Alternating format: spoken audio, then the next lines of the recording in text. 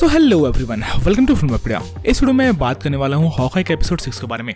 Hawkeye का episode 6 एक अच्छा एपिसोड था जहाँ पर हमें किंगपिन पहली बार एमसीयू के अंदर दिखाया गया। विंसेंट ड'ओनोफोरो के किंगपिन ने फाइनली एमसीयू के अंदर डेब्यू कर लिया है और इस एपिसोड को देखने से ऐसा लगता है कि उनके डेब्यू एपिसोड में ही विंसेंट ड'ओनोफोरो का किंगपिन मर चुका है, पर मुझे ऐसा नहीं लगता है। विंसेंट ड'ओनोफोरो का किंगपिन डेफिनेटली आपको एमसीयू में और भी आगे दिखने वाला है और अपने डेब्यू एपिसोड में ही किंगपिन नहीं मरने वाला है। बेसिकली हॉकाई के एपिसोड 6 में हम देखते हैं कि हॉकाई और येलेना के बीच में सब कुछ सॉल्व हो जाता है और प्रोबेबली येलेना ने हॉकाई को नताशा की डेथ के लिए माफ कर दिया है। दूसरी तरफ हमें यह पता चलता है कि केट बिशप की मदर यानी कि एलेनोर बिशप किंगपिन के साथ काम कर रही है, क्योंकि केट बिशप के फादर काफी ज्यादा पैसा ओ करते थे किंगपिन का, इसलिए बेसिकली केट बिशप की मदर को किंगपिन के लिए काम करना पड़ रहा था। इस एपिसोड में हम देखते हैं कि बेसिकली किंगपिन चाहता है कि एलेनोर बिशप उसकी ऑर्गेनाइजेशन नहीं छोड़े, और क्योंकि इस एपिसोड के लास्ट में हम देखते हैं कि एलेनोर बिशप अब जेल चल गई है अपनी बेटी को बचाने के चक्कर में, तो मोस्ट प्रोबेबली अगर किंगपिन हॉकाई के एपिसोड 6 के बाद जिंदा होगा so most probably Eleanor bishop वापस से किंगपिन के साथ काम कर रही होगी और किंगपिन डेफिनेटली एलेनोर बिशप को जेल से बाहर निकलवा देगा।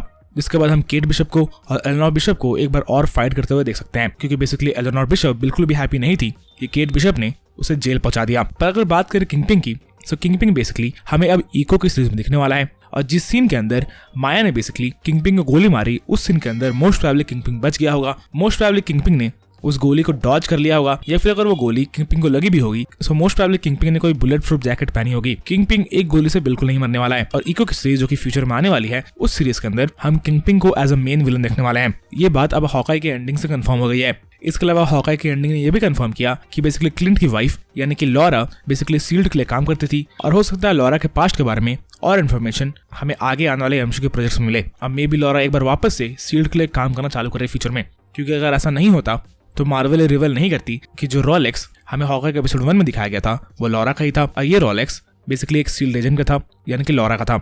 सो बेसिकली क्लिंट की वाइफ और क्लिंट हमें किसी और एमसी प्रोजेक्ट में मोस्ट प्रोबेबली काफी जल्दी दिखने वाला है, मोस्ट प्रोबेबली हॉकाई सीजन 2 में। पर हॉकाई सीजन 2 अभी अनाउंस नहीं हुआ है, सो अभी ये कहना मुश्किल है कि हॉकाई को और लॉरा को हम अब किस मूवी या शो में आगे देखने वाले हैं। मे बी क्योंकि इको के शो में माया लोपेज अपने रिटर्न करने वाली है, सो मोस्ट प्रोबेबली ऐसा हो सकता है कि इको के शो में हम वापस से एक बार Hawkeye, Laura and Kate Bishop को भी देखें। इन जनरल अगर मैं हॉकाई सीरीज के बारे में बात करूं सो हॉकाई सीरीज एक काफी मीडियोकर सीरीज लगी मुझे। इस सीरीज से काफी बेहतरीन सीरीज लोकी की थी, और even falcon the winter soldier भी मुझे काइंड ऑफ बेटर लगी थी हॉकाई की सीरीज से। हॉकाई की सीरीज में हमें काफी सारे नए कैमियोज देखने को मिले, जैसे कि येलेना का और किंगपिन का, वो एक काफी अच्छी चीज थी। इन जनरल इस शो को मैं WandaVision, falcon the winter soldier और लोकी से नीचे ही रैंक करूंगा। आपको हॉकाई का शो कैसा लगा ये मुझे कमेंट्स में लिख बताना ना भूले।